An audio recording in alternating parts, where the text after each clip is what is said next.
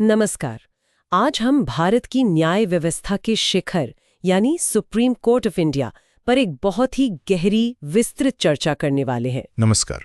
हमारे पास इस विषय पर चैप्टर 26 से काफी महत्वपूर्ण स्रोत हैं और आज का हमारा मिशन है कि इन स्रोतों में दी गई हर एक जानकारी को, छोटी से छोटी डिटेल को भी हम विस्तार से समझें। बिल्कुल। मतलब इसका ढांचा कैसा है, इसकी शक्तियां क्या हैं, जजों की नियुक्ति कैसे होती है, उनके कार्यकाल, निष्कासन और इसके जो अलग अलग तरह के न्यायिक क्षेत्र हैं, ओरिजिनल, अपीलेट, एडवाइजरी, सब कुछ। हाँ, ये जानकारी काफी विस्तृत है और जैसा आपने कहा कानूनी नजरिए से बहुत महत्वपूर्ण भी है, तो हर पहलू पर गौर करना जरूरी होगा। एग्जैक्टली। हमारा उद्देश्य यही है कि इस चर्चा के बाद सुप्रीम कोर्ट की कार्यप्रणाली की एक बिल्कुल स्पष्ट, एक मेटिकुलस अंडरस्टैंडिंग बन सके।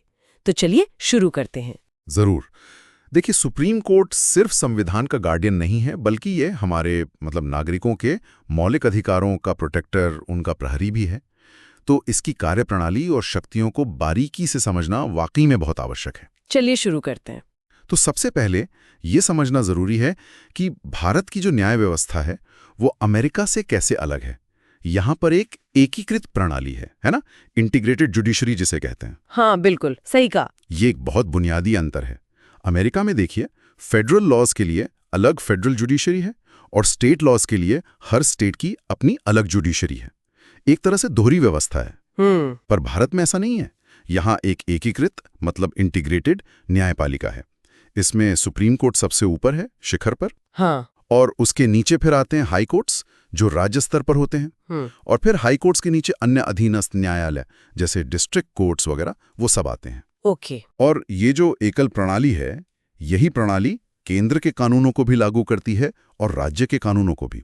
अलग अलग सिस्टम नहीं है एनफोर्समेंट के लिए। अच्छा, ये इंटरेस्टिंग है। मतलब एक ही कोर्ट सिस्टम दोनों तरह के लॉज देखता है। जी हाँ। और ये जो ढांचा है हमारा, ये काफी हद तक गवर्नमेंट ऑफ इंडिया एक्ट 1935 से प्रेरित है। उस एक्ट ने भी एक फेडरल कोर्ट ऑफ इंडिया की स्थापना की थी। हालांकि उसकी शक्तियां आज के सुप्रीम कोर्ट जितनी व्यापक नहीं थी। तो सुप्रीम कोर्ट की स्थापना कब हुई? सुप्रीम कोर्ट की स्थापना हुई 28 जनवरी 1950 को। इसने उसी फेडरल कोर्ट ऑफ इंडिया की जगह ली जो 1935 के एक्ट के तहत बना था। और एक और दिलचस्प बात शायद ये है कि हमारे सुप्रीम कोर्ट का जो अधिकार क्षेत्र है, जुरिस्डिक्शन है जी, वो अपने पूर्ववर्ती उस फेडरल कोर्ट से भी ज्यादा व्यापक है। हाँ, काफी ज्यादा व्यापक है, क्योंकि ये सिर्फ फेडरल कोर्ट ही नहीं है, बल्कि ये अपील का सर्वोच्च न्यायालय भी है। पहले क्या होता था, भारत से जो अंतिम अपील होती थी वो लंदन में स्थित प्रिवी काउंसिल के पास जाती थी। लेकिन 1950 के बाद से सुप्रीम कोर्ट ही अपील का अंतिम न्यायालय बन गया। तो सारे अधिकार क्षेत्र एक ही संस्था में आ गए। बिल्कुल।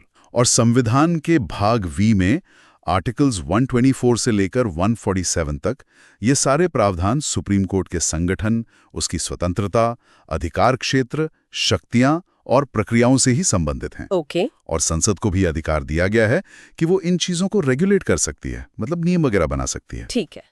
तो ये तो हुआ बेसिक स्ट्रक्चर। अब बात करते हैं जजों की संख्या और उनकी नियुक्ति की, कॉम्पोजिशन एंड अपॉइंटमेंट। हाँ, तो देखिए, वर्तमान में सुप्रीम कोर्ट में कुल 34 जज हैं। इसमें एक chief justice of India CJI और 33 अन्य जज शामिल हैं। 34? ये संख्या हमेशा से इतनी नहीं थी, राइट? नहीं, बिल्कुल नहीं। जब 1950 में सुप्रीम कोर्ट बना तब इसमें सिर्फ 8 जज थे, एक CJI और 7 अन्य जज। सिर्फ 8? हाँ, सिर्फ 8। लेकिन संविधान ने संसद को ये शक्ति दी है कि वो जजों की संख्या बढ़ा सकती है, और संसद ने समय समय पर इस शक्ति का प्रयोग किया है। अच्छा, कब कब बढ़ाई गई ये संख्या?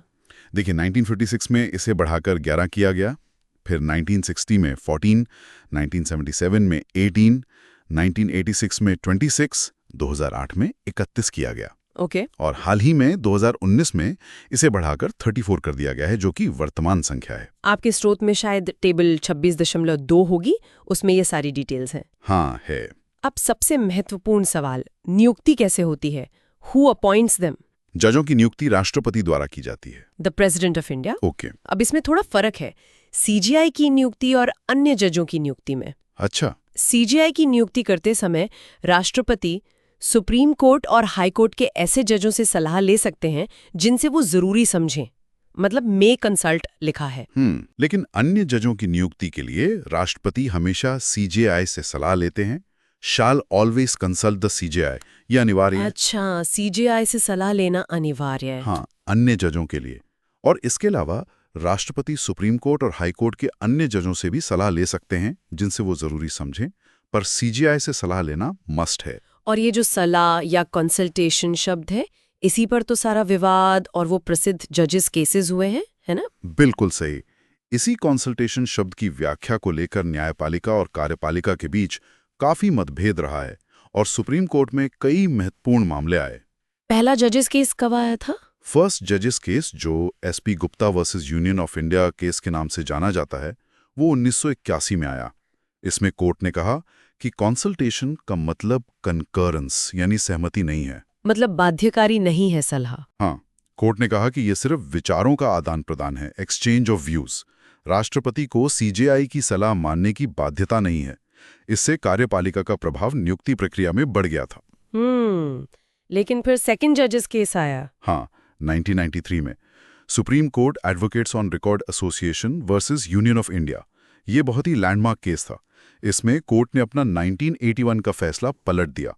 पलट दिया? क्या कहा कोर्ट ने? कोर्ट ने कहा कि कंसल्टेशन का मतलब कंकरेंसी है, मतलब सहमति। अच्छा। हाँ, और कोर्ट ने यह भी कहा कि सीजेआई की सलाह राष्ट्रपति के लिए बाध्यकारी होगी। लेकिन सीजेआई ये सलाह अकेले नहीं देंगे। तो सीजेआई को सुप्रीम कोर्ट के 2 वरिष्ठतम जजों, सीनियर मोस्ट जजेस से सलाह करके ही राष्ट्रपति को सिफारिश भेजनी होगी। यहीं से एक तरह से कोलिजियम सिस्टम की औपचारिक शुरुआत हुई। अच्छा, तो कोलिजियम सिस्टम 1993 से शुरू हुआ। हाँ, सीजेआई प्लस 2 जजेस। हाँ, उस समय सीजेआई प्लस 2। लेकिन फिर इसमें और स्पष्टता आई थर्ड जजेस केस में, जो 1998 में हुआ। ये एक प्रेसिडेंशियल रेफरेंस था। इसमें क्या हुआ? इसमें कोर्ट ने स्पष्ट किया कि कंसल्टेशन प्रक्रिया के लिए सीजेआई को सुप्रीम कोर्ट के 4 वरिष्ठतम जजों के कोलिजियम से सलाह लेनी चाहिए, न कि सिर्फ 2 से। 4, ओके। हाँ, सीजेआई प्लस 4 सीनियर मोस्ट जजेस। और कोर्ट ने यह भी कहा कि अगर इन 4 जजों में से 2 जज भी किसी नाम पर प्रतिकूल राय देते हैं, तो सीजेआई सरकार को उस नाम की सिफारिश नहीं भेजेंगे।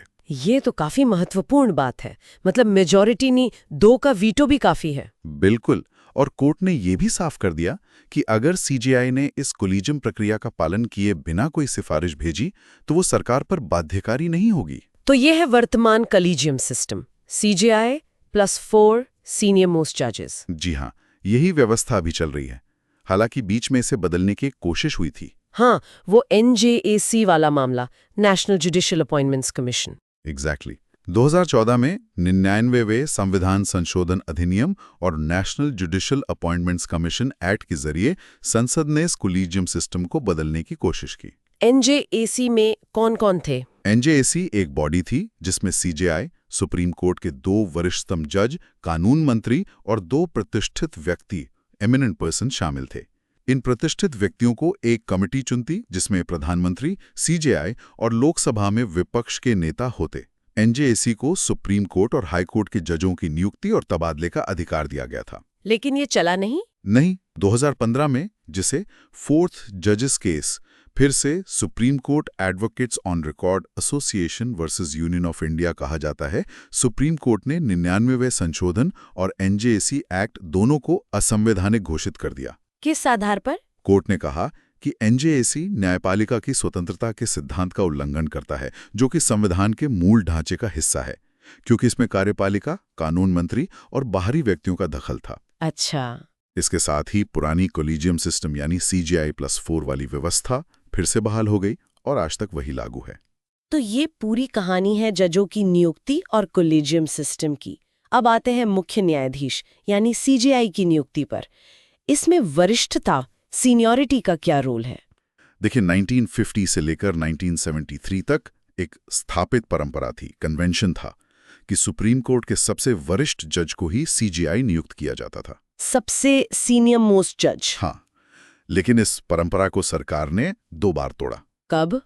पहली बार 1973 में, जब जस्टिस AN रे को 3 वरिष्ठ जजों, जस्टिस शिलात, जस्टिस हेगे, जस्टिस ग्रोवर को सुपरसीड करके, मतलब उनकी अनदेखी करके सीजेआई बनाया गया। ये वो जज थे जिन्होंने केशवानंद भारती केस में सरकार के खिलाफ फैसला दिया था। अच्छा, ये काफी विवादास्पद रहा होगा। हाँ, बहुत। और दूसरी बार 1977 में जब जस्टिस एमयू बेग को उस समय के वरिष्ठतम जज जस्टिस एचआर खन्ना को सुपरसीड करके नियुक्त किया गया। जस्टिस खन्ना ने इमरजेंसी के दौरान एडीएम जबलपुर केस में असहमति जताई थी। तो सरकार के इस विवेक डिस्क्रेशन की काफी आलोचना हुई होगी। जाहिर है, बहुत आलोचना हुई। इसे न्यायपालिका की स्वतंत्रता पर हमले के तौर पर देखा गया। तो इसी पृष्ठभूमि में सेकंड जजेस केस 1993 में सुप्रीम कोर्ट ने इस मुद्दे पर भी फैसला दिया। क्या कहा कोर्ट ने? कोर्ट ने स्पष्ट रूप से कहा कि सुप्रीम कोर्ट के वरिष्ठतम जज को ही सीजीआई नियुक्त किया जाना चाहिए। इस फैसले ने वरिष्ठता के सिद्धांत को फिर से स्थापित कर दिया। तो अब ये नियम है कि सीनियर मोस्ट जज ही सीजीआई बनेंगे। हाँ, 1993 के बाद से इसी परंपरा का पालन हो रहा है। ठीक है, अब बात करते हैं कि सुप्रीम कोर्ट का जज बनने के लिए योग्यताएं क्या चाहिए, क्वालिफिकेशंस। हाँ, संविधान के अनुच्छेद 124(3) में ये योग्यताएं बताई गई हैं। पहली और सबसे जरूरी, व्यक्ति को भारत का नागरिक होना चाहिए। जाहिर है। और इसके अलावा 3 में से कोई एक शर्त पूरी होनी चाहिए। या तो वो व्यक्ति कम से कम 5 साल के लिए किसी हाई कोर्ट का जज रहा हो, या एक के बाद एक हाई कोर्ट में मिलाकर 5 साल जज रहा हो। 5 साल जज, ओके। दूसरी शर्त है कि वो व्यक्ति कम से कम 10 साल के लिए किसी हाई कोर्ट का वकील रहा हो, या एक के बाद एक हाई कोर्ट में मिलाकर 10 साल वकालत की हो। 10 साल वकील, ठीक है। और तीसरी थोड़ी अलग है। वो व्यक्ति राष्ट्रपति की राय में एक प्रतिष्ठित न्यायविद, डिस्टिंग्विश्ड ज्यूरिस्ट हो। डिस्टिंग्विश्ड ज्यूरिस्ट, क्या इस आधार पर भी कोई नियुक्ति हुई है? देखिए, ये प्रावधान संविधान में है, लेकिन आज तक किसी डिस्टिंग्विश्ड ज्यूरिस्ट को सीधे सुप्रीम कोर्ट का जज नियुक्त नहीं किया गया है। आमतौर पर नियुक्तियां पहली 2 शर्तों के आधार पर ही होती हैं, यानी हाई कोर्ट के जज या वकील रहे व्यक्तियों में से। इंटरेस्टिंग। और क्या जज बनने के लिए कोई न्यूनतम आयु, मिनिमम एज निर्धारित है? नहीं, संविधान में सुप्रीम कोर्ट जज के लिए कोई न्यूनतम आयु निर्धारित नहीं की गई है। अधिकतम आयु सीमा है 65 वर्ष, लेकिन न्यूनतम नहीं। ठीक है, तो ये हो गई योग्यताएं। नियुक्ति के बाद शपथ भी लेनी होती होगी, ओथ और एफर्मेशन। हाँ, बिल्कुल। पद संभालने से पहले सुप्रीम कोर्ट के हर जज को राष्ट्रपति या उनके द्वारा इस कार्य के लिए नियुक्त किसी व्यक्ति के समक्ष शपथ लेनी होती है। यह अनुच्छेद 1246 में दिया गया है। इस शपथ में क्या होता है? What do they swear? शपथ में वे कई बातें कहते हैं, जैसे 1. भारत के संविधान के प्रति सच्ची श्रद्धा और निष्ठा रखेंगे, bear true faith and allegiance to the Constitution of India. 2. Bharat की प्रभुता और अखंडता को अक्षुण्ण रखेंगे, uphold the sovereignty and integrity of India. 3. अपनी पूरी योग्यता, ज्ञान और विवेक से अपने पद के कर्तव्यों का पालन करेंगे, बिना किसी भय या पक्षपात, अनुराग या द्वेष के, duly and faithfully and to the best of ability, knowledge and judgement perform the duties of the office without fear of favour, affection और इल विल।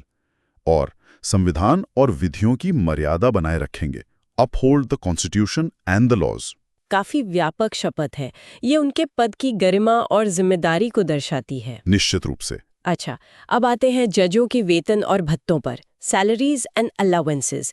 ये कौन तय करता है? जजों के वेतन, भत्ते, विशेषाधिकार, अवकाश, पेंशन, ये सब संसद द्वारा कानून बनाकर समय समय पर निर्धारित किए जाते हैं। पार्लियामेंट तय करती है। हाँ, और एक महत्वपूर्ण बात यह है कि ये सभी खर्चे भारत की संचित निधि कंसोलिडेटेड फंड ऑफ इंडिया पर भारित होते हैं, चार्ज्ड अपॉन होते हैं। इसका क्या मतलब है, charged upon the consolidated fund? इसका मतलब है कि इन खर्चों पर संसद में मतदान, वोटिंग नहीं हो सकता।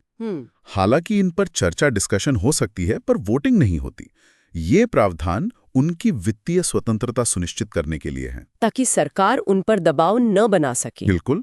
और एक और सुरक्षा है, क्या नियुक्ति के बाद उनके वेतन या भत्तों में कोई अलाभकारी परिवर्तन किया जा सकता है, मतलब कटौती? हाँ, क्या ऐसा हो सकता है? सामान्य परिस्थितियों में नहीं। एक बार जज नियुक्त हो जाने के बाद उनके कार्यकाल के दौरान उनके वेतन, भत्तों या अधिकारों में उनके लिए अलाभकारी टू देयर डिसएडवांटेज परिवर्तन नहीं किया जा सकता। अच्छा। सिवाय एक स्थिति के, वो है वित्तीय आपातकाल, फाइनेंशियल इमरजेंसी के दौरान, जो अनुच्छेद 360 के तहत लगाया जाता है। उस स्थिति में राष्ट्रपति जजों समेत केंद्र सरकार के कर्मचारियों के वेतन भत्ते कम करने का निर्देश दे सकते हैं। ओके, अभी करेंटली वेतन कितना है, कुछ अंदाजा? हाँ, 2018 में वेतन बढ़ाया गया था। अभी चीफ जस्टिस ऑफ इंडिया के लिए 2.8 लाख रुपए प्रति माह और अन्य जजों के लिए 2,50,000 रुपए प्रति माह है। ठीक है। इसके अलावा उन्हें कई अन्य सुविधाएं भी मिलती हैं, जैसे मुफ्त सरकारी आवास, कार, टेलीफोन, चिकित्सा सुविधाएं, स्टाफ वगैरह। और रिटायरमेंट के बाद पेंशन? हाँ, सेवानिवृत्त सीजेआई और जजों को उनके अंतिम आहरित वेतन लास्ट ड्रॉन सैलरी का 50% मासिक पेंशन के रूप में मिलता है। ये सारी सुविधाएं उनकी स्वतंत्रता और पद की गरिमा बनाए रखने में मदद करती हैं। निश्चित रूप से। अब आते हैं एक और महत्वपूर्ण पहलू पर, कार्यकाल और निष्कासन। जजों का कार्यकाल कितना होता है? देखिए, संविधान ने सुप्रीम कोर्ट के जजों का कोई निश्चित कार्यकाल जैसे 5 साल या 10 साल तय नहीं किया है। अच्छा, तो फिर? हाँ, कार्यकाल तय नहीं है। हालांकि उनके पद पर बने रहने से संबंधित 3 प्रावधान हैं। पहला, वे 65 वर्ष की आयु प्राप्त करने तक पद पर बने रहते हैं। रिटायरमेंट एज 65 है। 65 साल, ठीक है। हाँ, और अगर उनकी आयु को लेकर कोई प्रश्न उठता है तो उसका निर्धारण ऐसे प्राधिकारी द्वारा और ऐसी रीति से किया जाएगा जो संसद विधि द्वारा उपबंधित करे। ओके, दूसरा प्रावधान? दूसरा, वे चाहें तो 65 साल से पहले भी अपना पद छोड़ सकते हैं। इसके लिए उन्हें राष्ट्रपति को संबोधित करते हुए अपना लिखित इस्तीफा देना होगा। Resignation to the president. ठीक है। और तीसरा? तीसरा तरीका है उन्हें पद से हटाया जाना। उन्हें संसद की सिफारिश पर राष्ट्रपति द्वारा पद से हटाया जा सकता है। ये हटाने की प्रक्रिया क्या है? Is it easy? ये प्रक्रिया बहुत कठिन है और इसे महाभियोग इम्पीचमेंट जैसी प्रक्रिया कहा जाता है। हालांकि संविधान में जजों के लिए रिमूवल शब्द का इस्तेमाल हुआ है, इम्पीचमेंट राष्ट्रपति के लिए है। अच्छा, तो रिमूवल की प्रक्रिया क्या है, आधार क्या है? जज को केवल 2 आधारों पर ही हटाया जा सकता है। पहला, सिद्ध कदाचार, प्रूव्ड मिसबिहेवियर, और दूसरा, अक्षमता, इनकैपेसिटी। प्रूव्ड मिसबिहेवियर और इनकैपेसिटी सिद्ध होना जरूरी है। हाँ, प्रूफ्ड शब्द महत्वपूर्ण है, मतलब आरोप साबित होनी चाहिए। और इस पूरी प्रक्रिया को जजेस इंक्वायरी एक्ट 1968 रेगुलेट करता है। क्या है इसके स्टेप्स, ये जानना जरूरी है। हाँ, प्रक्रिया काफी विस्तृत है। 1, सबसे पहले हटाने का प्रस्ताव, रिमूवल मोशन, संसद के किसी भी सदन में लाया जा सकता है। अगर लोकसभा में लाना है तो कम से कम 100 सदस्यों के हस्ताक्षर होने चाहिए, और अगर राज्यसभा में लाना है तो कम से कम 50 सदस्यों के हस्ताक्षर। ये प्रस्ताव स्पीकर लोकसभा में या चेयरमैन राज्यसभा में को दिया जाता है। 100 लोकसभा या 50 राज्यसभा, ठीक है। फिर दूसरा, स्पीकर या चेयरमैन इस प्रस्ताव को स्वीकार एडमिट भी कर सकते हैं और अस्वीकार रिफ्यूज तो एडमिट भी कर सकते हैं। ये उनका विवेक है। अच्छा, यहीं पर रुक सकता मामला? हाँ। तीसरा, यदि प्रस्ताव स्वीकार कर लिया जाता है तो स्पीकर या चेयरमैन आरोपों की जांच के लिए एक 3 सदस्यीय समिति गठित करते हैं। इस समिति में कौन लोग होते हैं? इसमें होते हैं ए, चीफ जस्टिस ऑफ इंडिया या सुप्रीम कोर्ट का कोई अन्य जज, बी, किसी हाई कोर्ट के चीफ जस्टिस, और सी, एक प्रतिष्ठित न्यायविद, डिस्टिंग्विश्ड जूरिस्ट। काफी हाई लेवल कमिटी है। बिल्कुल। चौथा, यह समिति जांच करती है। यदि समिति जज को कदाचार या अक्षमता का दोषी पाती है तो वो अपनी रिपोर्ट सदन को देती है। और अगर दोषी नहीं पाती तो मामला वहीं खत्म हो जाता है। लेकिन अगर दोषी पाती है तो 5वां कदम आता है, सदन उस प्रस्ताव पर विचार कर सकता है। विचार के बाद वोटिंग। हाँ, 6ठा कदम, प्रस्ताव को संसद के दोनों सदनों द्वारा विशेष बहुमत, स्पेशल मेजॉरिटी से पारित किया जाना चाहिए। स्पेशल मेजॉरिटी मतलब? स्पेशल मेजॉरिटी का मतलब है ए, सदन की कुल सदस्यता का बहुमत, majority of the total membership of that house, और बी, सदन में उपस्थित और मतदान करने वाले सदस्यों का कम से कम 2/3 बहुमत, majority of not less than 2/3 of the members of that house present and voting. ये दोनों शर्तें पूरी होनी चाहिए, हर सदन में अलग अलग। ये तो काफी कठिन बहुमत है हासिल करना। हाँ, बहुत कठिन है। 7वां कदम, अगर दोनों सदनों से प्रस्ताव पास हो जाता है तो उसके बाद राष्ट्रपति को एक संबोधन, एड्रेस प्रस्तुत किया जाता है उसी सत्र में। और फिर 8वां और अंतिम कदम, राष्ट्रपति उस जज को हटाने का आदेश, ऑर्डर पारित करते हैं। ये तो वाकई एक बहुत लंबी और जटिल प्रक्रिया है। क्या अब तक किसी सुप्रीम कोर्ट जज को इस तरह हटाया गया है? दिलचस्प बात यह है कि आज तक सुप्रीम कोर्ट के किसी भी जज पर महाभियोग या निष्कासन की ये प्रक्रिया पूरी नहीं हुई है। मतलब किसी को हटाया नहीं गया है। सच में?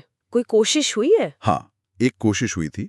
Justice V Ramaswami, V Ramaswami का मामला पहला और अब तक का एकमात्र मामला है जहां प्रक्रिया इतनी आगे बढ़ी थी। ये 1991-93 की बात है। क्या हुआ था उसमें? जांच समिति ने उन्हें दोषी पाया था। मामला लोकसभा में वोटिंग के लिए आया, लेकिन प्रस्ताव पारित नहीं हो सका क्योंकि उस समय सत्ताधारी कांग्रेस पार्टी ने मतदान में हिस्सा नहीं लिया, वो अनुपस्थित रही, तो जरूरी बहुमत नहीं मिला।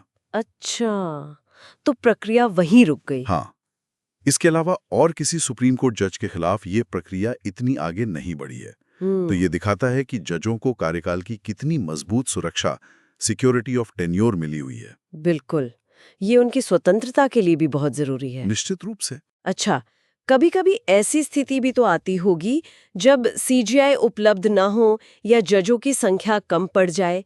क्या अस्थायी जजों की नियुक्ति का भी कोई प्रावधान है, जैसे एक्टिंग, एड हॉक या रिटायर्ड जजेस? हाँ, बिल्कुल। संविधान में ऐसी स्थितियों के लिए 3 तरह की व्यवस्थाएं की गई हैं। कौन-कौन सी? पहली है एक्टिंग चीफ जस्टिस, कार्यवाहक मुख्य न्यायाधीश। अनुच्छेद 126 के तहत राष्ट्रपति सुप्रीम कोर्ट के ही किसी जज को कार्यवाहक सीजीआई नियुक्त कर सकते हैं। किन परिस्थितियों में? जब सीजीआई का पद रिक्त हो, मतलब office of CGI is vacant, या सीजीआई अस्थायी रूप से अनुपस्थित हो, टेम्पररी एब्सेंट, या सीजीआई अपने कर्तव्यों का पालन करने में असमर्थ हो, unable to perform the duties of his office. Okay, ये तो हुई एक्टिंग सीजीआई की बात। दूसरी व्यवस्था? दूसरी है एड हॉक जज, तदर्थ न्यायाधीश।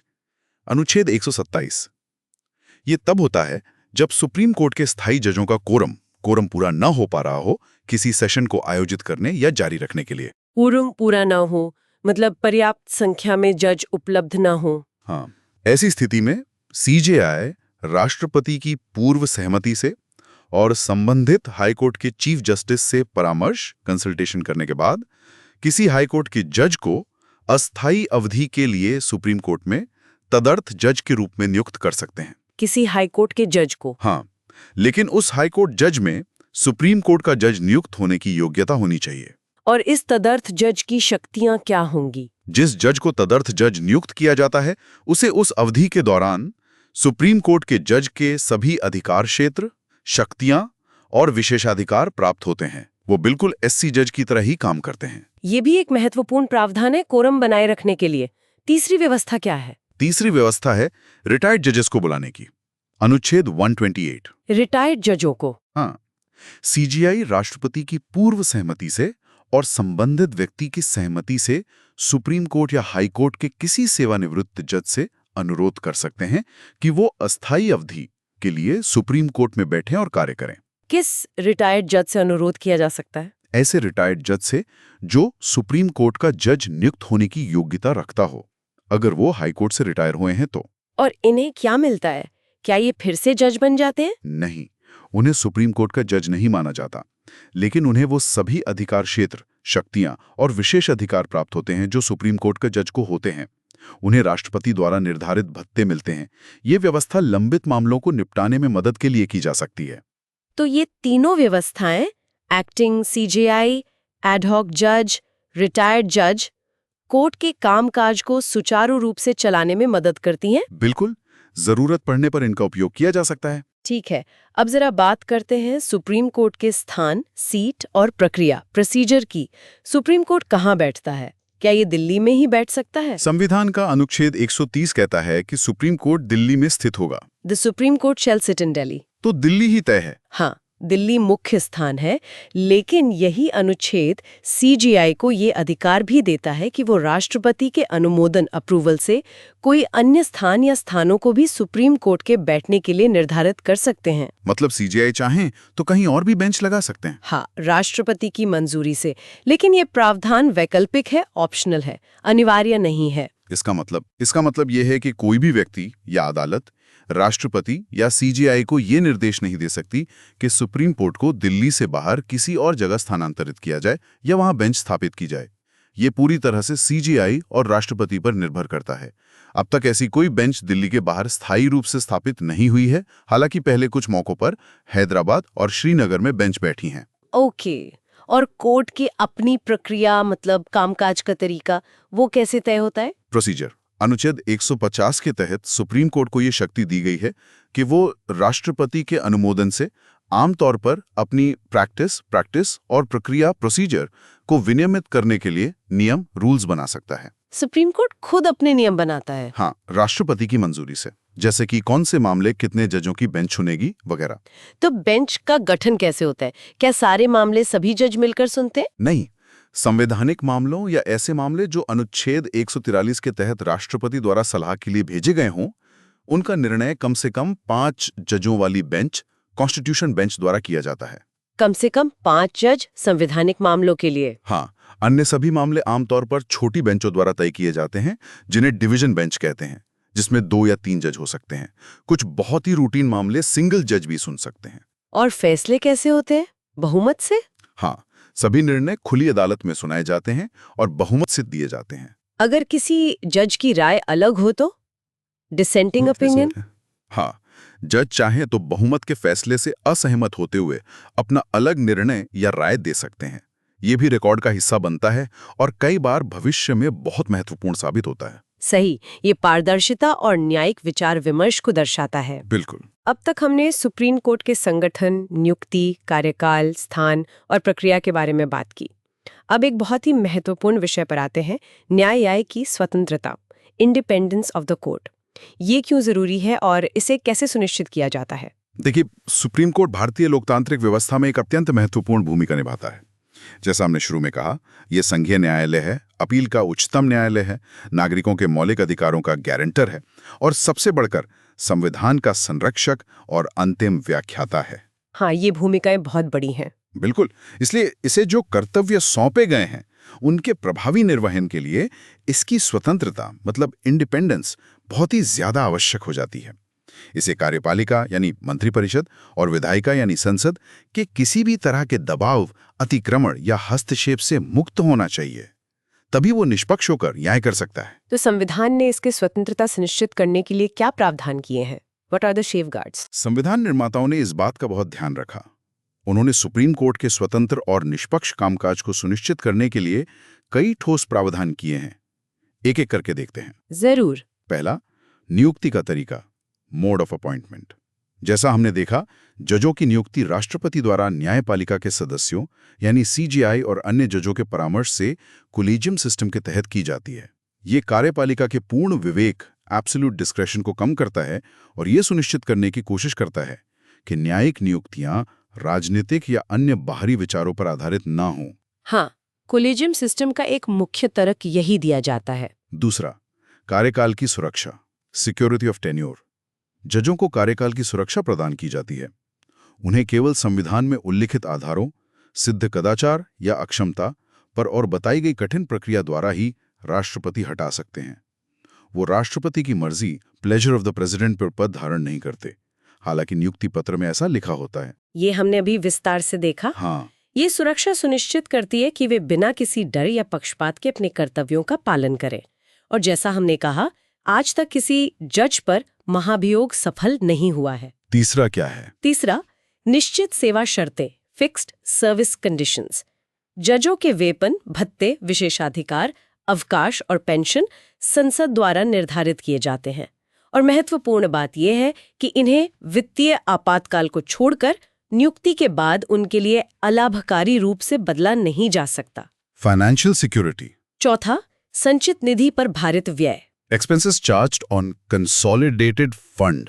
हमने पहले भी बात की, जजों के वेतन, भत्ते और पेंशन सहित सुप्रीम कोर्ट के सभी प्रशासनिक व्यय भारत की संचित निधि पर भारित होते हैं।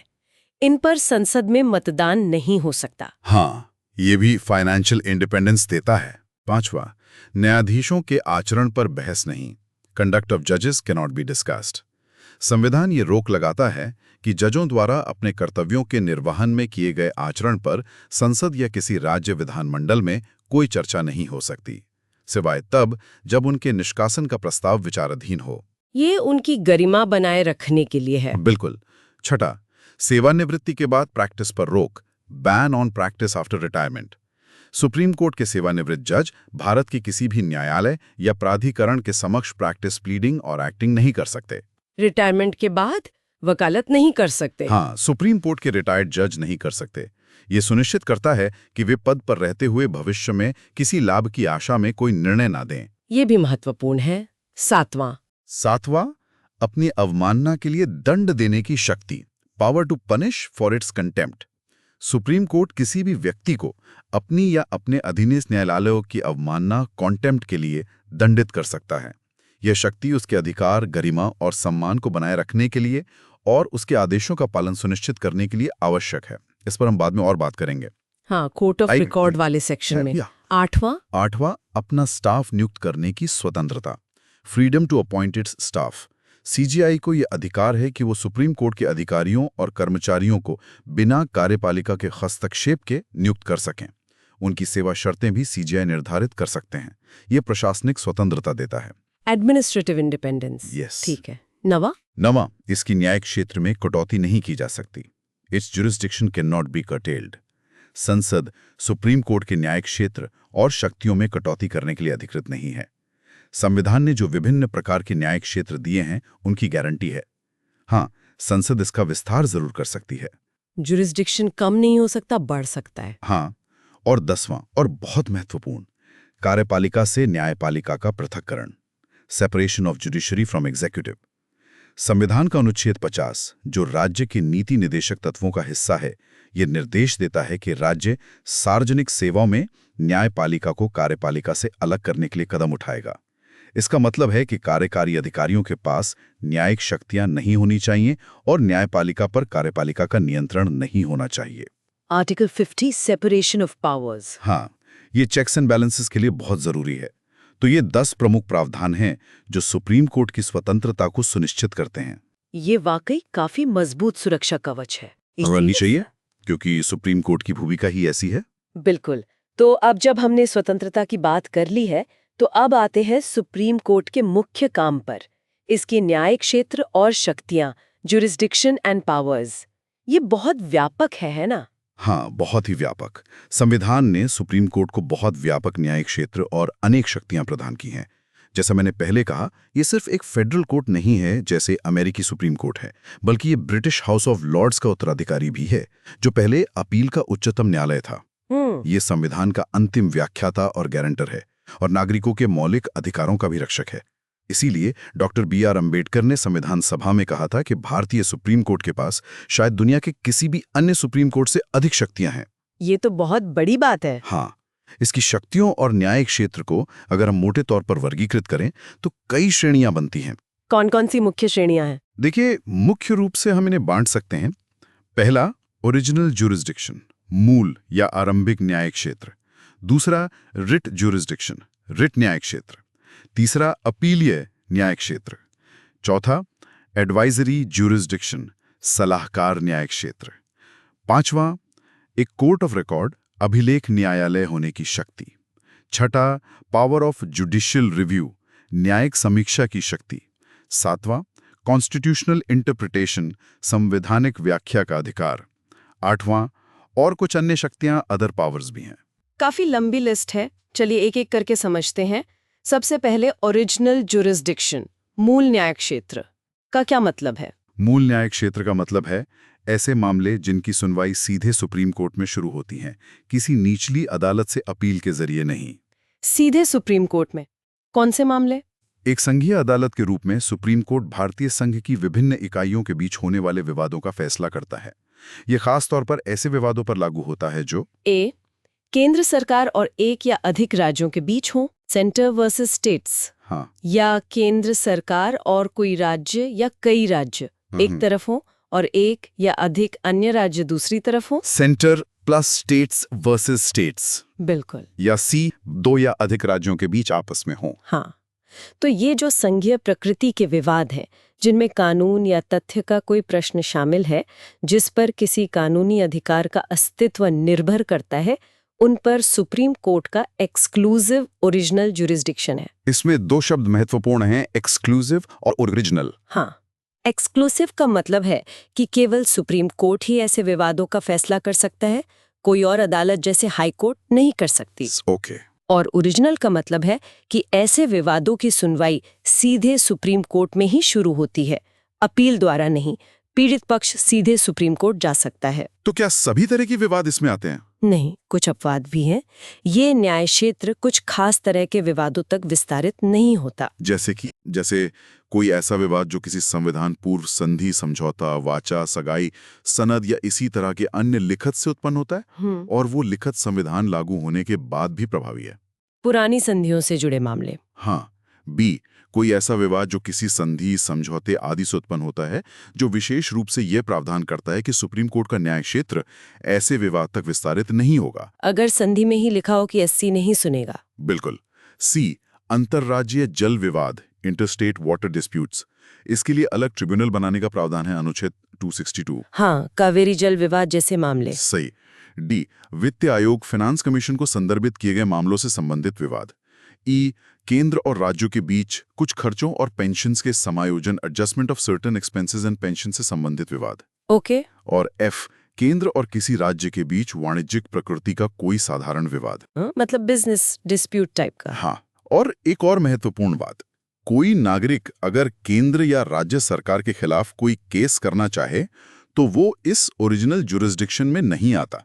ये सिर्फ संघ की इकाइयों के बीच के विवादों के लिए है। ये क्लियर हो गया। क्या इसका कोई उदाहरण है जब इस जुरिस्डिक्शन का इस्तेमाल हुआ हो? हाँ, पहला ऐसा मुकदमा 1961 में पश्चिम बंगाल राज्य द्वारा केंद्र सरकार के खिलाफ लाया गया था। किस बारे में था? राज्य सरकार ने संसद द्वारा पारित coal bearing areas acquisition and development act 1957 की संवैधानिक वैधता को चुनौती दी थी। उनका तर्क था कि संसद राज्यों की जमीन का अधिग्रहण नहीं कर सकती। हालांकि सुप्रीम कोर्ट ने अधिनियम की वैधता को बरकरार रखते हुए मुकदमा खारिज कर दिया था। अच्छा, तो ये हुआ ओरिजिनल जुरिस्डिक्शन। अब आते हैं रिट जुरिस्डिक्शन पर।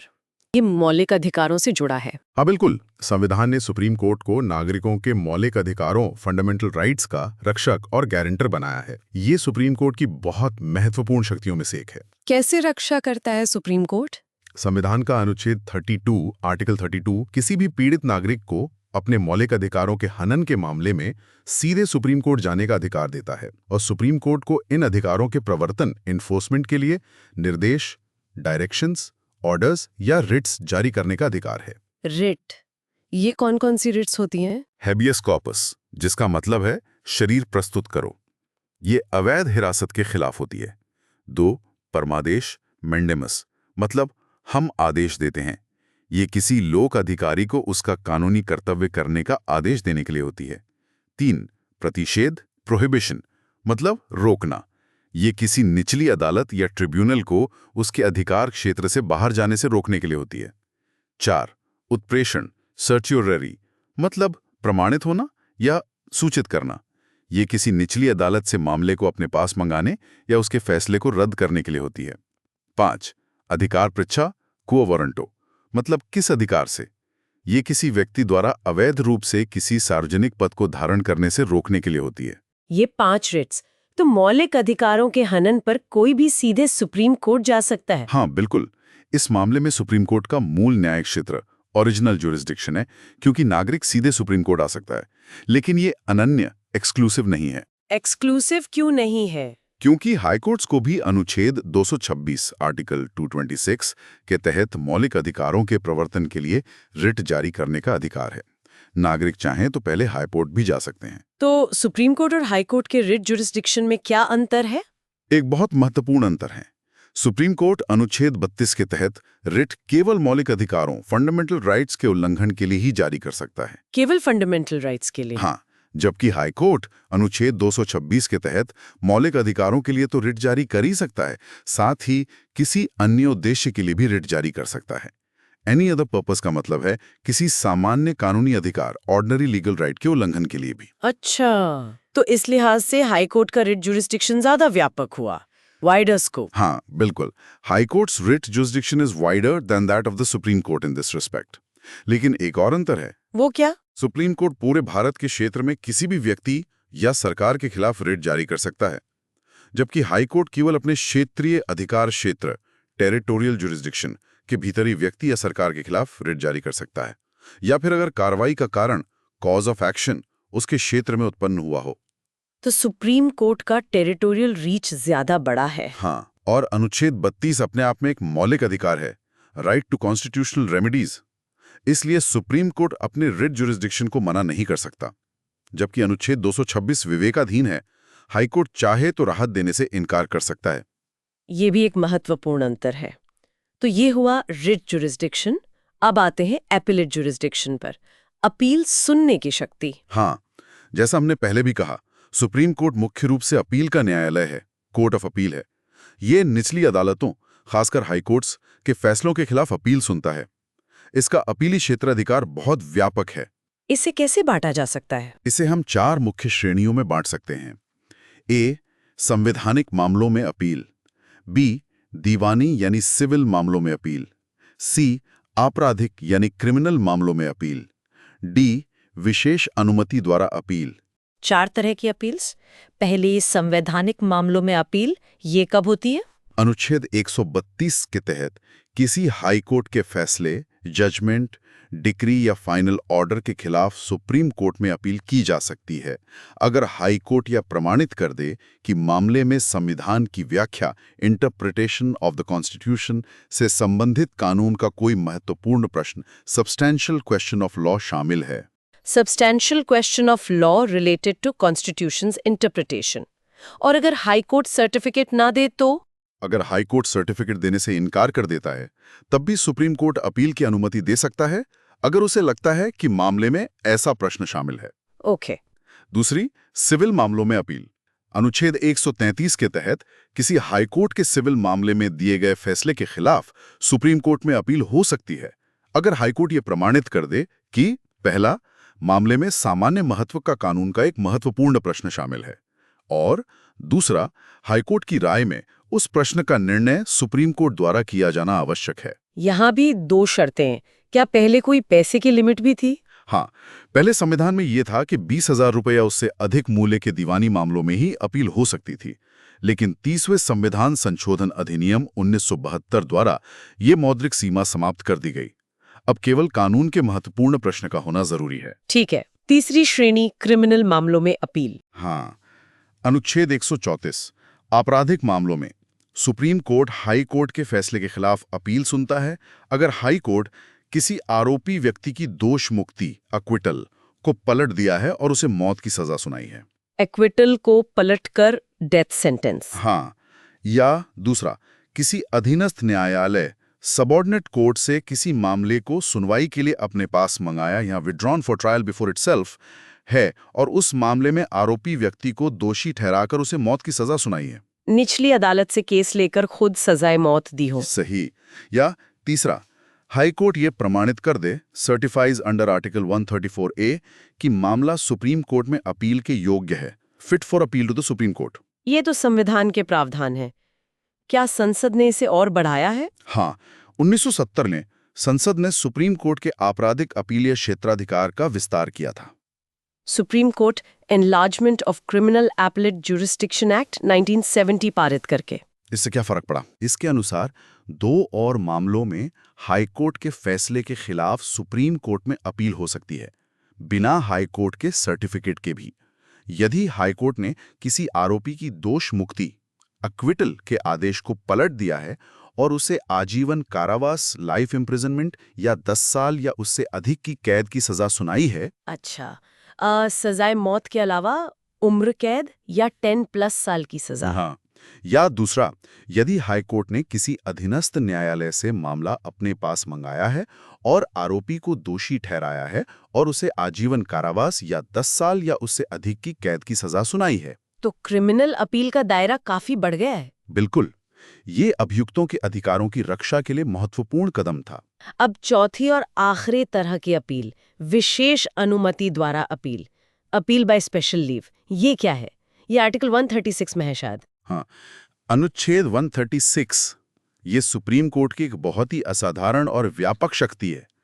इसके तहत सुप्रीम कोर्ट को अपने विवेक से भारत के क्षेत्र में स्थित किसी भी न्यायालय या न्यायाधिकरण द्वारा पारित या दिए गए किसी भी मामले या मामलों में किसी भी निर्णय, जजमेंट, डिक्री, निर्धारण, डिटर्मिनेशन, सजा, सेंटेंस या ऑर्डर के खिलाफ अपील के लिए विशेष अनुमति, स्पेशल लीव टू अपील देने का अधिकार है। किसी भी कोर्ट या ट्राइब्यूनल से और किसी भी तरह के फैसले पे। हाँ, सिवाय एक अपवाद के, सैन्य न्यायाधिकरण, मिलिट्री ट्राइब्यूनल और कोर्ट मार्शल द्वारा दिए गए निर्णयों पर ये लागू नहीं होता। बाकी किसी भी दीवानी, आपराधिक, संवैधानिक, आयकर, श्रम, राजस्व, चुनाव, किसी भी तरह के मामले में किसी भी कोर्ट या ट्राइब्यूनल के फैसले के खिलाफ, चाहे वो अंतिम हो या अंतरिम, सुप्रीम कोर्ट चाहे तो अपील की इजाजत दे सकता है। ये तो बहुत ही वाइड पावर है। डिस्क्रेशनरी है मतलब। हाँ, ये पूरी तरह से सुप्रीम कोर्ट की विवेकाधीन शक्ति है। इसे अधिकार के रूप में दावा नहीं किया जा सकता। ये सुप्रीम कोर्ट पर निर्भर करता है कि वो अनुमति दे या न दे। तो इसका उद्देश्य क्या है? इसका उद्देश्य ये सुनिश्चित करना है कि कहीं भी न्याय का गंभीर हनन ना हो। अगर सुप्रीम कोर्ट को लगता है कि किसी मामले में कानून का गंभीर उल्लंघन हुआ है या न्याय नहीं हुआ है, तो वो इस शक्ति का प्रयोग करके हस्तक्षेप कर सकता है, भले ही सामान्य अपील का रास्ता उपलब्ध ना हो। इसे रेसिड्यूअल पावर कह सकते हैं, न्याय सुनिश्चित करने के लिए। एक तरह से हाँ, ये सुप्रीम कोर्ट को न्याय प्रदान करने के लिए एक लगभग असीमित शक्ति प्रदान करता है। हालांकि अपनी इस असाधारण शक्ति के कारण सुप्रीम कोर्ट ने खुद ही कई बार कहा है कि इसका प्रयोग संयम से और केवल असाधारण परिस्थितियों में ही किया जाना चाहिए, वरना अपीलों का ढेर लग जाएगा। बिल्कुल। तो ये चारों मिलकर सुप्रीम कोर्ट के अपील या क्षेत्राधिकार को बहुत व्यापक बनाते हैं। हाँ, ये तो स्पष्ट है। अब अगली शक्ति, सलाहकार न्याय क्षेत्र, एडवाइजरी जुरिस्डिक्शन। क्या राष्ट्रपति सुप्रीम कोर्ट से सलाह ले सकते हैं? हाँ, संविधान का अनुच्छेद 143 आर्टिकल 143 राष्ट्रपति को यह अधिकार देता है कि वो कुछ मामलों में सुप्रीम कोर्ट की राय ले सकते हैं। इसे प्रेसिडेंशियल रेफरेंस भी कहते हैं। किन मामलों में सलाह ली जा सकती है? राष्ट्रपति 2 श्रेणियों के मामलों में सुप्रीम कोर्ट की राय लेने के लिए अधिकृत हैं। ए, पहली श्रेणी, कानून या तथ्य का कोई ऐसा प्रश्न उत्पन्न हुआ है या उत्पन्न होने की संभावना है जो सार्वजनिक महत्व का है और जिस पर सुप्रीम कोर्ट की राय प्राप्त करना राष्ट्रपति को समचीन लगता है। कोई भी क्वेश्चन ऑफ लॉ और फैक्ट ऑफ पब्लिक इंपॉर्टेंस? हाँ। बी, दूसरी श्रेणी, किसी संविधान पूर्व संधि, समझौते, वाचा, संगाई, सनद या इसी तरह के अन्य लिखत से उत्पन्न कोई विवाद। अच्छा, तो इन 2 तरह के मामलों में राय मांगी जा सकती है। क्या सुप्रीम कोर्ट राय देने के लिए बाध्य है? यहाँ थोड़ा अंतर है। पहली श्रेणी के मामले में यानी सार्वजनिक महत्व के कानून या तथ्य के प्रश्न पर सुप्रीम कोर्ट अपनी राय राष्ट्रपति को दे भी सकता है या देने से इनकार भी कर सकता है। ये उसकी मर्जी है। अच्छा, मना भी कर सकता है। हाँ, लेकिन दूसरी श्रेणी के मामले में यानी संविधान पूर्व संधि आदि से उत्पन्न विवाद पर सुप्रीम कोर्ट द्वारा राय देना अनिवार्य यानी ऑब्लिगेटरी है। ओके। और जो राय सुप्रीम कोर्ट देता है, क्या वो राष्ट्रपति या सरकार पर बाध्यकारी बाइंडिंग होती है? नहीं, दोनों ही श्रेणियों में सुप्रीम कोर्ट द्वारा दी गई राय केवल सलाहकार प्रकृति की होती है। यह न्यायिक निर्णय जुडिशियल प्रोनाउंसमेंट नहीं होती, इसलिए राष्ट्रपति पर बाध्यकारी नहीं होती। सरकार चाहे तो इसे माने, चाहे ना माने। तो फिर इसका फायदा क्या है? इसका फायदा यह है कि सरकार को किसी महत्वपूर्ण या विवादास्पद कानूनी मुद्दे पर आगे कार्रवाई करने से पहले एक आधिकारिक कानूनी राय मिल जाती है। इससे भविष्य में मुकदमेबाजी से बचा जा सकता है या नीति निर्माण में मदद मिलती है। हाँ, ये तो है। क्या इस प्रावधान का उपयोग हुआ है? Have presidents sought advice? हाँ, कई बार हुआ है।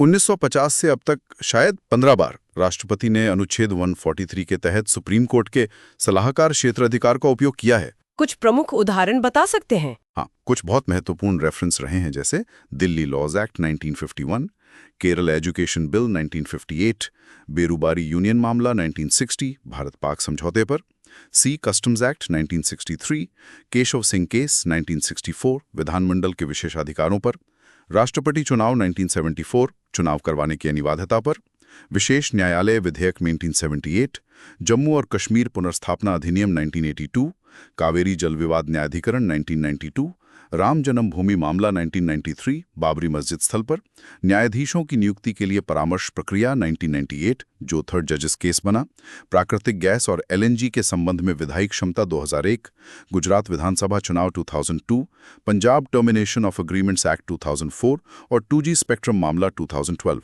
काफी सारे महत्वपूर्ण मामलों में सलाह ली गई है। बिल्कुल, ये एक उपयोगी संवैधानिक प्रावधान साबित हुआ है। ठीक है, अब अगली शक्ति पर आते हैं, अ कोर्ट ऑफ रिकॉर्ड अभिलेख न्यायालय।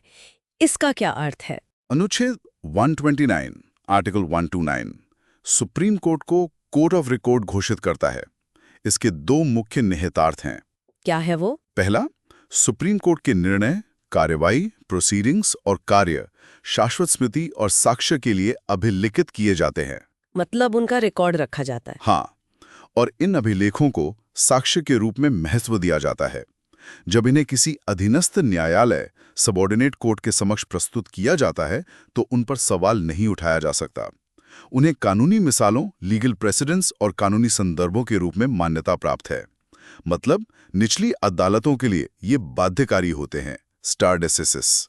President value, okay. और दूसरा निहितार्थ? दूसरा और बहुत महत्वपूर्ण, इसके पास अपनी अवमानना, कंटेम्प्ट ऑफ कोर्ट के लिए दंडित करने की शक्ति है।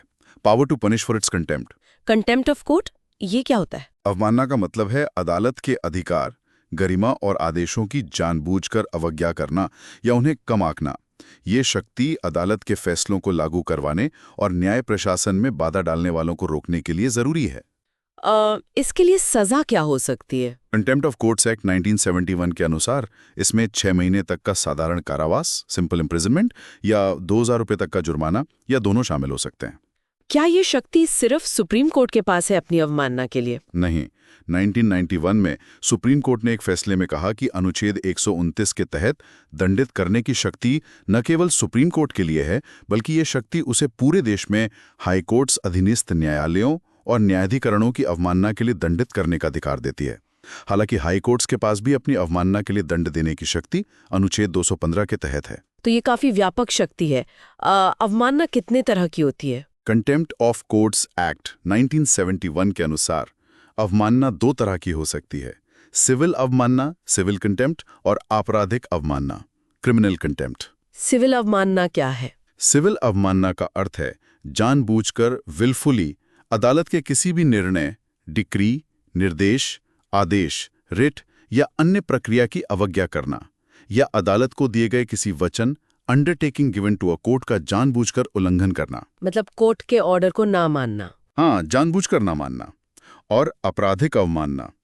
आपराधिक अवमानना का अर्थ है किसी भी ऐसे मामले का प्रकाशन, पब्लिकेशन करना, चाहे शब्दों द्वारा, बोले गए या लिखे गए, या संकेतों द्वारा, या दृश्य प्रस्तुतियों द्वारा, या अन्यथा, या कोई अन्य ऐसा कार्य करना जो किसी भी अदालत को कलंकित करता है या उसके अधिकार को कम करता है, या किसी भी न्यायिक कार्यवाही, जुडिशियल प्रोसीडिंग के उचित कार्यक्रम में पूर्वाग्रह डालता है या हस्तक्षेप करता है या इंटरफेयर्स करता है, या किसी अन्य तरीके से न्याय के प्रशासन, एडमिनिस्ट्रेशन ऑफ जस्टिस में हस्तक्षेप करता है या बाधा डालता है। और ये तो काफी गंभीर है।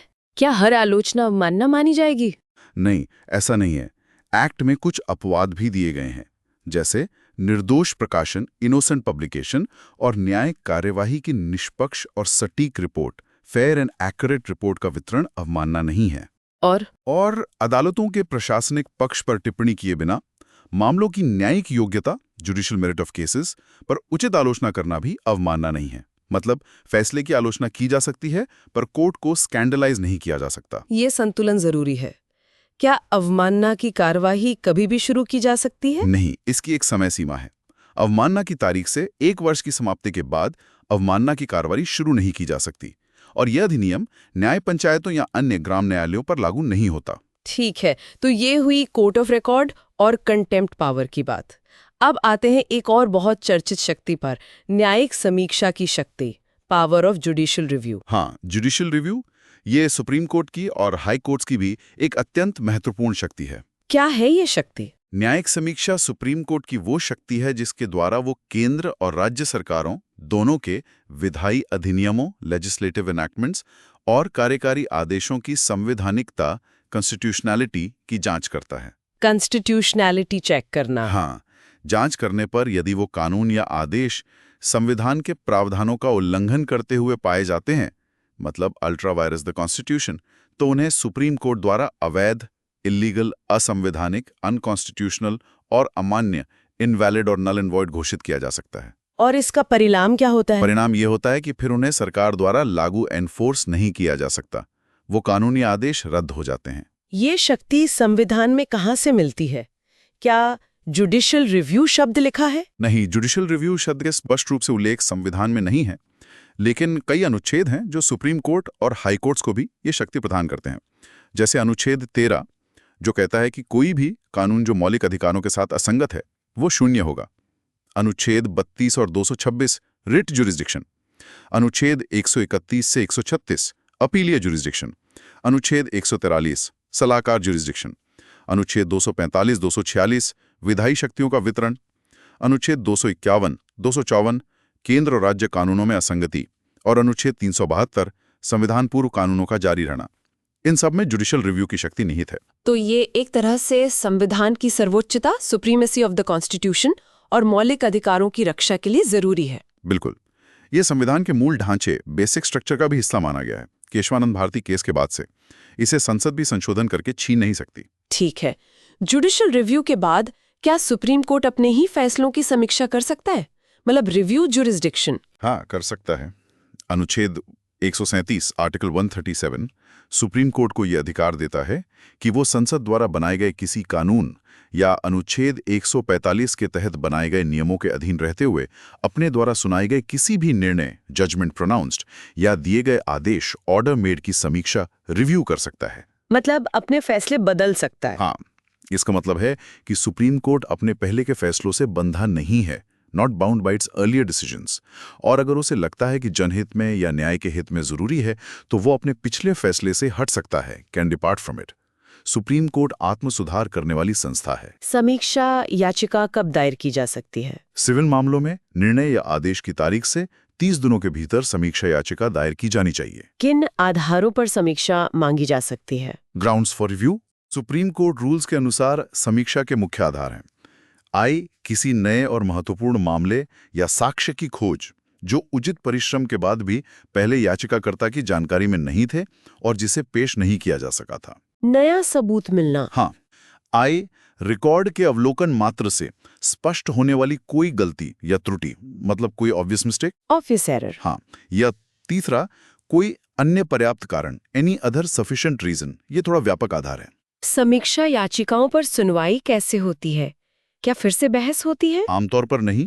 प्रक्रिया के तौर पर सुप्रीम कोर्ट समीक्षा याचिकाओं पर जजों द्वारा अपने चेंबर में परिसंचरण, सर्कुलेशन द्वारा निर्णय लेता है और सामान्यतः मौखिक सुनवाई, ओरल हियरिंग नहीं होती जब तक कि अदालत विशेष रूप से निर्देश ना दे।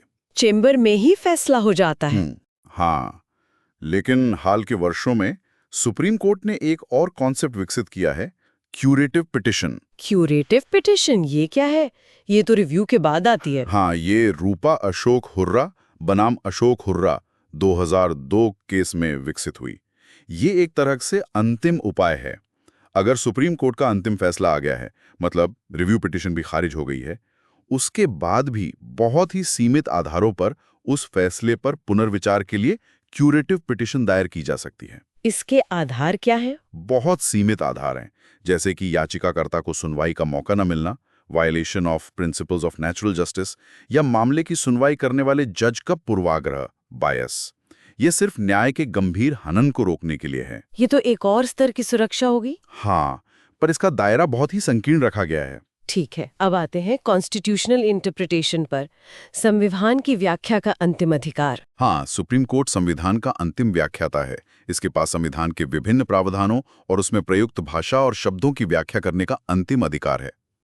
संविधान की व्याख्या करते समय क्या सुप्रीम कोर्ट कुछ सिद्धांतों का पालन करता है? हाँ, बिल्कुल।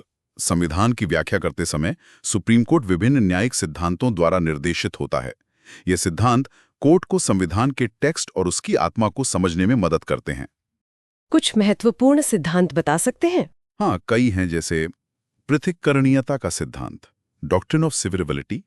अगर किसी कानून का कुछ हिस्सा असंवैधानिक है तो क्या पूरे कानून को रद्द किया जाए या सिर्फ उस हिस्से को? आच्छादन का सिद्धांत, डॉक्ट्रिन ऑफ इक्लिप्स। अगर कोई संविधान पूर्व कानून मौलिक अधिकारों से असंगत है तो क्या वो मर जाता है या सिर्फ ठग जाता है? सार और तत्व का सिद्धांत, doctrine of pith and substance. ये देखने के लिए कि कोई कानून किस विषय पर बना है, क्या वो केंद्र की सूची में है या राज्य की। आभासी विधान का सिद्धांत, डॉक्ट्रिन ऑफ कलरेबल लेजिस्लेशन। जब विधायिका सीधे तौर पर जो काम नहीं कर सकती उसे अप्रत्यक्ष रूप से करने की कोशिश करे। भावी अधिनिर्णय का सिद्धांत, डॉक्ट्रिन ऑफ प्रोस्पेक्टिव ओवररूलिंग। जब कोर्ट अपने पुराने फैसले को पलटता है तो क्या नया फैसला पिछली तारीख से लागू होगा या भविष्य से। सामंजस्यपूर्ण निर्माण का सिद्धांत, डॉक्ट्रिन ऑफ हार्मोनियस कंस्ट्रक्शन। जब संविधान के दो प्रावधानों में टकराव दिखे तो उनकी ऐसी व्याख्या करना कि दोनों बने रहें। उदार व्याख्या का सिद्धांत, डॉक्ट्रिन ऑफ लिबरल इंटरप्रिटेशन। मौलिक अधिकारों जैसे प्रावधानों की उदारता से व्याख्या करना। इनके अलावा और भी हैं, जैसे doctrine of waiver, territorial nexus, implied powers, incidental powers, precedent, stare decisis, occupied field वगैरह। ये तो काफी सारे सिद्धांत हैं। ये दिखाते हैं कि संविधान की व्याख्या करना कितना जटिल काम है। हाँ, ये बहुत ही महत्वपूर्ण और जिम्मेदारी का काम है जो सुप्रीम कोर्ट करता है। ठीक है, अब लगभग अंत में, क्या इन प्रमुख शक्तियों के अलावा सुप्रीम कोर्ट की कुछ अन्य शक्तियां, अदर पावर्स भी हैं? हाँ, कुछ और महत्वपूर्ण शक्तियां और कार्य भी हैं जो सुप्रीम कोर्ट को सौंपे गए हैं। जैसे ये राष्ट्रपति और उपराष्ट्रपति के चुनाव के संबंध में उत्पन्न होने वाले किसी भी विवाद का निर्णय करता है। इस संबंध में सुप्रीम कोर्ट के पास मूल, ओरिजिनल, अनन्य, एक्सक्लूसिव और अंतिम, फाइनल अधिकार है। President vice president election dispute सिर्फ एससी सुन सकता है? हाँ। बी, ये संघ लोक सेवा आयोग यूपीएससी के अध्यक्ष और सदस्यों के आचरण और व्यवहार की जांच करता है अगर राष्ट्रपति द्वारा ऐसा मामला उसे संदर्भित रिफॉर्ड किया जाता है। यदि जांच में सुप्रीम कोर्ट उन्हें दुर्व्यवहार, मिसबिहेवियर का दोषी पाता है तो वो राष्ट्रपति से उन्हें हटाने की सिफारिश कर सकता है। और ये सिफारिश? इस मामले में सुप्रीम कोर्ट द्वारा दी गई सलाह राष्ट्रपति के लिए बाध्यकारी बाइंडिंग होती है। यही प्रक्रिया राज्य लोक सेवा आयोग एसपीएससी के अध्यक्ष सदस्यों के मामले में भी है, यदि राज्यपाल मामला संदर्भित करे। अच्छा, और? सी, सुप्रीम कोर्ट के पास हाईकोर्ट्स में लंबित मामलों को वापस लेने और उन्हें स्वयं निपटाने, डिस्पोज ऑफ देम इटसेल्फ का अधिकार है। यह अनुच्छेद 139A के तहत है। किसी केस को हाईकोर्ट से सीधा अपने पास मंगा सकता है? हाँ। इसके अलावा वो किसी मामले या अपील को एक हाईकोर्ट से दूसरे हाईकोर्ट में स्थानांतरित ट्रांसफर भी कर सकता है अगर न्याय के हित में जरूरी हो।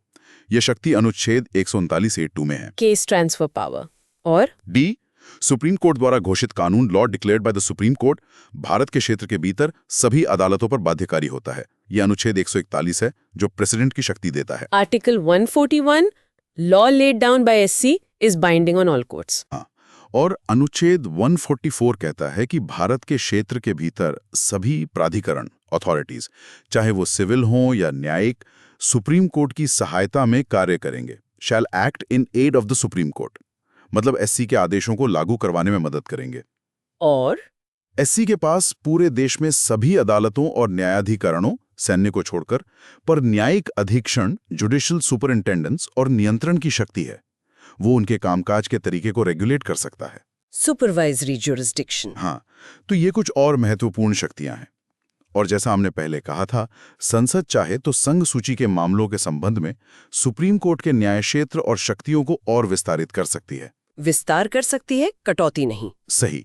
और अन्य मामलों के संबंध में इसके न्याय क्षेत्र और शक्तियों को केंद्र और राज्यों के बीच विशेष समझौते द्वारा भी बढ़ाया जा सकता है। तो ये हो गई सुप्रीम कोर्ट की लगभग सभी प्रमुख शक्तियां और अधिकार क्षेत्र। काफी विस्तृत चर्चा हुई इन पे। हाँ, कोशिश की है कि हर पहलू को छुआ जाए। अब अंत में आपके स्रोत में भारतीय और अमेरिकी सुप्रीम कोर्ट की तुलना भी दी गई है, टेबल 26.1। क्या हम उस पर भी एक नजर डाल सकते हैं? मुख्य अंतर क्या है? हाँ, ये तुलना काफी रोचक है और दोनों व्यवस्थाओं को समझने में मदद करती है। कुछ मुख्य अंतर हैं। ओरिजिनल जुरिस्डिक्शन, भारत के सुप्रीम कोर्ट का मूल न्याय क्षेत्र मुख्य रूप से संघीय विवादों, फेडरल डिस्प्यूट्स तक सीमित है, जबकि अमेरिकी सुप्रीम कोर्ट का दायरा इसमें ज्यादा व्यापक है। उसमें संघीय मामलों के अलावा नौसेना, एडमोरल्टी, समुद्री मामले, मैरीटाइम जुरिस्डिक्शन, राजदूतों, एम्बेसडर्स आदि से संबंधित मामले भी आते हैं। यूएस का ओरिजिनल जुरिस्डिक्शन वाइडर है। हाँ, अपीलीय जुरिस्डिक्शन, भारत के सुप्रीम कोर्ट का अपीलीय क्षेत्राधिकार संवैधानिक, दीवानी और आपराधिक तीनों तरह के मामलों को कवर करता है, जबकि अमेरिकी सुप्रीम कोर्ट का अपीलीय क्षेत्राधिकार मुख्य रूप से संवैधानिक मामलों तक ही सीमित है। इंडिया का अपीलीय जुरिस्डिक्शन वाइडर है। हाँ, इस मामले में भारत का स्पेशल लीव पावर, भारत के सुप्रीम कोर्ट के पास अनुच्छेद 136 के तहत अपील के लिए विशेष अनुमति देने की बहुत व्यापक विवेकाधीन शक्ति है। अमेरिकी सुप्रीम कोर्ट के पास ऐसी कोई सीधी समकक्ष शक्ति नहीं है, हालांकि वो सर्ट्यूराई के जरिए कुछ विवेकाधिकार इस्तेमाल करता है। एडवाइजरी जुरिस्डिक्शन, भारत की सुप्रीम कोर्ट के पास सलाहकार क्षेत्राधिकार आर्टिकल 143 है, राष्ट्रपति सलाह मांग सकते हैं। अमेरिकी सुप्रीम कोर्ट के पास ऐसा कोई सलाहकार क्षेत्राधिकार नहीं है, वो सिर्फ वास्तविक मामलों, केसेस एंड कंट्रोवर्सीज पर ही फैसला देता है। हाँ, ये हमने देखा था, जुडिशियल रिव्यू स्कोप, ये एक बहुत बड़ा अंतर है। भारत का सुप्रीम कोर्ट न्यायिक समीक्षा करते समय विधि द्वारा स्थापित प्रक्रिया, procedure established by law article 21 किस सिद्धांत का पालन करता है। इसका मतलब है कि कोर्ट ये देखता है कि कानून बनाने की प्रक्रिया सही थी या नहीं, और क्या कानून मौलिक अधिकारों का उल्लंघन तो नहीं करता, लेकिन कानून उचित, रीजनेबल या बुद्धिसंगत, वाइज है या नहीं, इस पर ज्यादा नहीं जाता। Procedure established by law. हाँ, जबकि अमेरिकी सुप्रीम कोर्ट विधि की उचित प्रक्रिया, ड्यू प्रोसेस ऑफ लॉ के सिद्धांत का पालन करता है। इसके तहत कोर्ट न केवल प्रक्रिया की वैधता देखता है, बल्कि कानून के औचित्य, फेयरनेस, तर्कसंगतता, रीजनेबलनेस और न्यायोचितता, जस्टिस की भी जांच कर सकता है। ये अमेरिकी कोर्ट को ज्यादा शक्ति देता है। Due process of law. तो यूएसएससी का जुडिशियल रिव्यू स्कोप ज्यादा वाइड है। कर सकते हैं। ये खुद एक मौलिक अधिकार है। अमेरिका में ऐसा कोई सीधा प्रावधान नहीं है, हालांकि ड्यू प्रोसेस क्लॉज के तहत अधिकारों की रक्षा होती है। Jurisdiction enlargement. भारत में संसद सुप्रीम कोर्ट के न्याय क्षेत्र को बढ़ा सकती है। अमेरिका में सुप्रीम कोर्ट का न्याय क्षेत्र संविधान द्वारा ही सीमित है, उसे कांग्रेस आसानी से नहीं बदल सकती। Judicial superintendence. भारत में एकीकृत न्यायिक प्रणाली, इंटीग्रेटेड जुडिशियल सिस्टम होने के कारण सुप्रीम कोर्ट का निचली अदालतों, खासकर हाई कोर्ट्स पर अधीक्षण और नियंत्रण रहता है। अमेरिका में दोहरी न्यायिक प्रणाली, ड्यूअल जुडिशियल सिस्टम है, इसलिए फेडरल सुप्रीम कोर्ट का स्टेट कोर्ट्स पर ऐसा कोई सीधा प्रशासनिक नियंत्रण नहीं होता। ये कुछ मुख्य अंतर हैं जो दोनों व्यवस्थाओं की प्रकृति को दर्शाते हैं। बिल्कुल। और आपके स्रोत में टेबल्स 26.2 और 26.3 भी हैं। टेबल 26.2 दिखाता है कि कैसे विभिन्न संशोधन अधिनियमों के जरिए सुप्रीम कोर्ट में जजों की संख्या सीजेआई सहित समय के साथ 8 से बढ़कर 34 हो गई। हाँ, वो हमने शुरू में डिस्कस किया था। और टेबल 26.3 सुप्रीम कोर्ट से संबंधित सभी महत्वपूर्ण अनुच्छेदों, आर्टिकल्स 124 से 147 तक की एक संक्षिप्त सूची प्रदान करता है, जिसमें स्थापना, नियुक्ति, वेतन, शक्तियां, प्रक्रिया आदि शामिल हैं। ये एक क्विक रेफरेंस के लिए काफी उपयोगी है। बिल्कुल। तो ये थी सुप्रीम कोर्ट पर हमारी बहुत ही विस्तृत और गहन चर्चा। हमने कोशिश की कि चैप्टर 26 के स्रोतों से हर महत्वपूर्ण बिंदु को कवर किया जाए, जैसा कि हमारा मिशन था। हाँ, हमने देखा कि कैसे ये संस्था भारतीय लोकतंत्र और संविधान के बिल्कुल केंद्र में स्थित है। इसके पास कितनी व्यापक शक्तियां और कितनी बड़ी जिम्मेदारियां हैं। हमने इसकी संरचना, जजों की नियुक्ति और निष्कासन की जटिल प्रक्रिया, उनकी स्वतंत्रता सुनिश्चित करने वाले विभिन्न संवैधानिक प्रावधानों पर विस्तार से बात की। और फिर हमने इसके विभिन्न प्रकार के न्यायिक क्षेत्रों, मूल, रिट, अपीलीय, सलाहकार और न्यायिक समीक्षा जैसी महत्वपूर्ण शक्तियों को बारीकी से समझने की कोशिश की।